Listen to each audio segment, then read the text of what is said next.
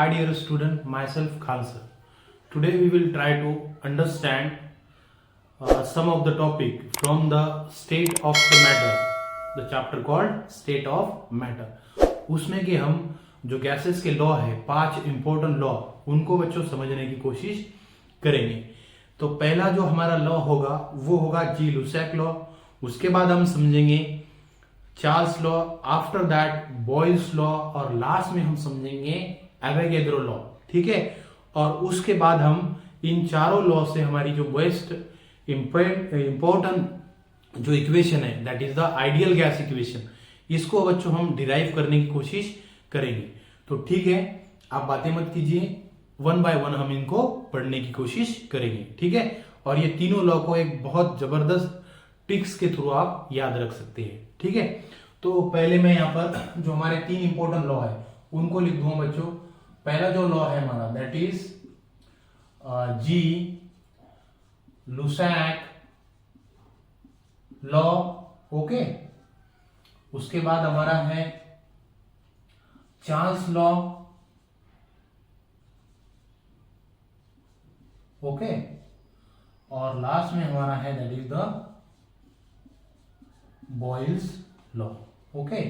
तो इन तीनों लॉ को हम पहले समझने की बच्चों कोशिश करेंगे. अब होता यह है कि इसमें कौन से लॉ में क्या कांस्टेंट है ये याद करना काफी कंफ्यूजिंग काम है. ठीक है. तो इसी कंफ्यूजन को दूर करने के लिए हमने एक बहुत सिंपल सा एक फॉर्मूला प्रिपेयर किया है. अब वो फॉर्मूला किस तरह से है, जैसे जैसे लेक्चर आगे जाएगा आप समझ जाएंगे. ठीक है. तो आप इनको याद रखने के लिए, इनको समझने के लिए हमको क्या करना है, जैसे कि पहले आप एक बात याद रखिए कि गैस के जो पैरामीटर होते हैं वो कौन से होते हैं, प्रेशर, वॉल्यूम और टेम्परेचर. ये 3 पैरामीटर होते हैं गैस के, ये आपको पता ही होगा, प्रेशर, वॉल्यूम और टेम्परेचर. अब इन लॉ में ये कहा गया है कि इन तीनों पैरामीटर में से क्या होता है, एक टाइम पे एक कौन सा भी जो पैरामीटर है, इन तीनों में का जो कौन सा भी एक पैरामीटर है वो कांस्टेंट रहता है. और उन्हीं जो कांस्टेंट रहता है पैरामीटर, उसको पहचानने में हमको थोड़ा प्रॉब्लम होता है. तो उसी को अपन क्या करेंगे, पहचानने की कोशिश करेंगे एक सिंपल सी ट्रिक्स के थ्रू. जैसे कि मान लो अभी मुझे भी पता नहीं है और आपको भी पता नहीं है कि ये लॉ क्या कहते हैं. ठीक है. तो आपको करना क्या है, ये जो स्टार्टिंग वर्ड है इनके, ठीक है, इनको आप यहां ले लो. जैसे कि जी लुसैक से आपने लिया गा. ओके. चार्ल्स से आपने लिया चा. ओके. और बॉयल से आपने लिया बॉट. ओके. सिंपल क्या से क्या किया आपने ये जो स्टार्टिंग वर्ड है इन लॉ की वो आपने यहां पर ले ली. जैसे कि गा, जी लुसैक से लिया आपने गा, चार्ल्स से लिया आपने चा और बॉयल से लिया आपने बो. ठीक है. अब इसके बाद आपको यह करना है कि ऐसा एक सेंटेंस हम बनाने वाले हैं जिससे हमें यह पता लगे कि इसमें क्या कांस्टेंट है. अब ऐसा कौन सा सेंटेंस बनेगा, जैसे कि इसको गांव को, ये गांव को हम गांव बना देंगे. इसका मतलब जी लुसैक लॉ में वी कांस्टेंट है. और ये जो छा है उसको छाप बना देंगे हम. तो इसका मतलब चार्ल्स लॉ में पी कांस्टेंट है. और ये जो बॉयल्स है इसको हम बना देंगे बूट. इसका मतलब बॉयल्स लॉ में टेम्परेचर कांस्टेंट है ना. काफी मजेदार ट्रिक्स. तो ये आप याद रखिए. इसको मैं हिंदी में भी लिख देता ये सेंटेंस को, दैट इज गांव छाप बूट.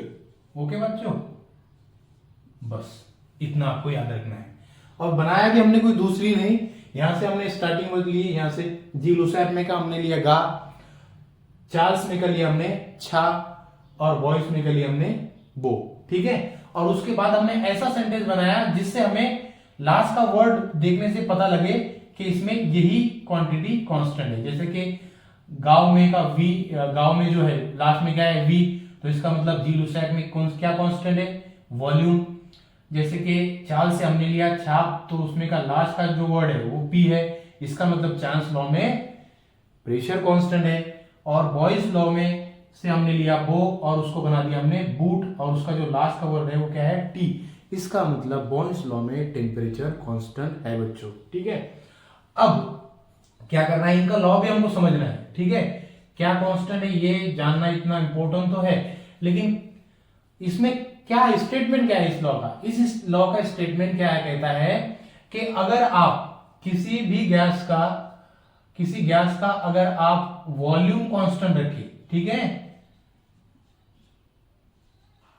वॉल्यूम कांस्टेंट रखिए तो कौन सी पैरामीटर यहाँ पर बाकी रह रहे, टेम्परेचर और प्रेशर। तो प्रेशर जो है आपका डायरेक्टली प्रोपोर्शनल है किसको, टेम्परेचर को। ऐसा जी लुसैक लॉ का कहना। और दूसरी भाषा में आप इसको ऐसा भी कह सकते हैं, जब कभी आप किसी गैस का टेम्परेचर अगर बढ़ाते हैं तो उसका प्रेशर भी बढ़ता है।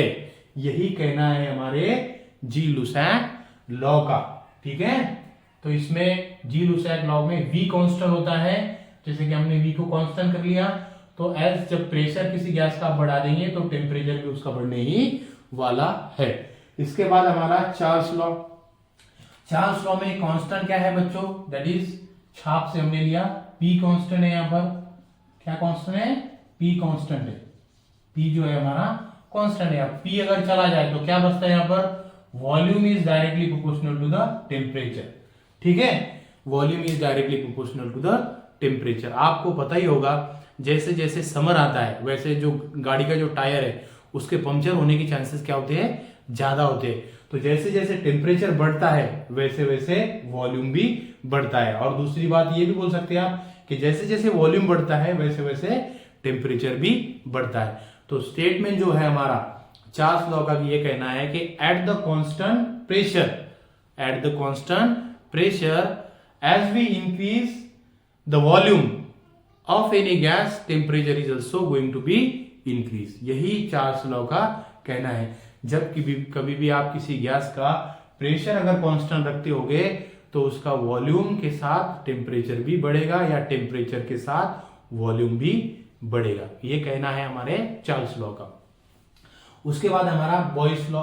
बॉयस लॉ में आपको पता है क्या कांस्टेंट होगा, T कांस्टेंट होगा। टेम्परेचर जो है हमारा क्या है, कांस्टेंट है बच्चों, ठीक है। अब टेम्परेचर जब कांस्टेंट रख दिए तो हमारे पास बचता क्या है, प्रेशर। और आपको पता होगा आप एक बलून का सहारा यहां पर ले सकते हैं। जैसे कि आप बलून को अगर दबाएंगे, उसको प्रेस करेंगे, जब उस पर प्रेशर अप्लाई करेंगे आप, तो बेसिकली क्या होगा, जब आप प्रेशर अप्लाई करोगे तो बलून की जो साइज है, इसका मतलब उसकी जो वॉल्यूम है वो कम होगा।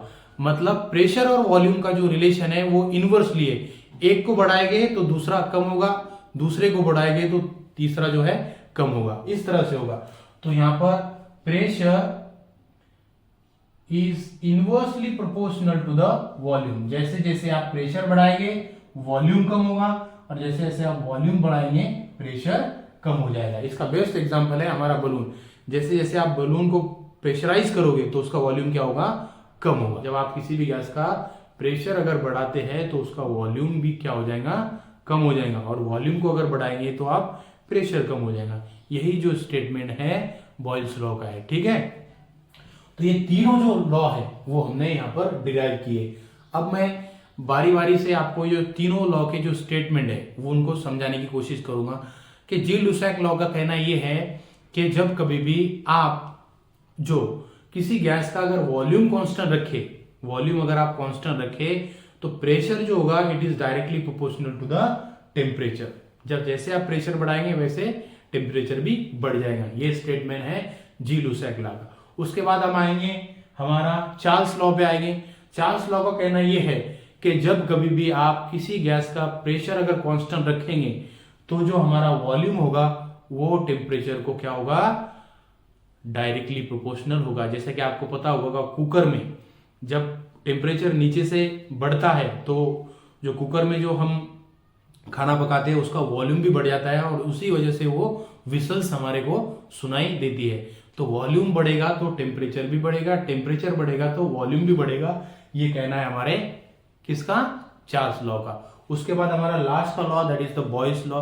और बॉयल्स लॉ का ये स्टेटमेंट है at the constant temperature the volume is inversely proportional to the pressure. Pressure को बढ़ाए वॉल्यूम कम हुआ, वॉल्यूम को बढ़ाए प्रेशर कम हुआ। Okay, this is all about the statement of three law. Last का जो लॉ है हमारा बच्चों वो है that is the Avogadro's law. Okay, ये लॉ क्या कहता है बच्चों, ये लॉ हमको कहता है कि एट द जो किसी भी गैस की जो वॉल्यूम होगी, नंबर ऑफ मोल होगे, वो किसके प्रोपोर्शनल में होंगे, दैट इज द वॉल्यूम के। जितना वॉल्यूम होगा उतने ही क्या होंगे हमारे नंबर ऑफ मॉलिक्यूल होंगे, नंबर ऑफ एटम होंगे, ठीक है। ये स्टेटमेंट है एवोगैड्रो लॉ का। अब बच्चों हम क्या करेंगे, आप देखिए इन जो चारों लॉ है, इन चारों लॉ से हम क्या करेंगे, हमारी जो फाइनल स्टेटमेंट वाली जो इक्वेशन है that is the ideal gas equation, उसको डिराइव करेंगे हम। ठीक है, आइडियल गैस इक्वेशन क्या होती, तो इन सब लॉ को समझने के बाद हमारी एक बात समझ में आ गई कि प्रेशर और वॉल्यूम ऑफ अ गैस किसके इक्वल होते हैं, दैट इज द nRT के इक्वल होते। यही हमारी है आइडियल गैस इक्वेशन और वॉल्यूम, प्रेशर और volume is equal to the nRT। So this is all about the 5 laws of gases. Okay, तो जब तक के लिए आप इसको लिख लो।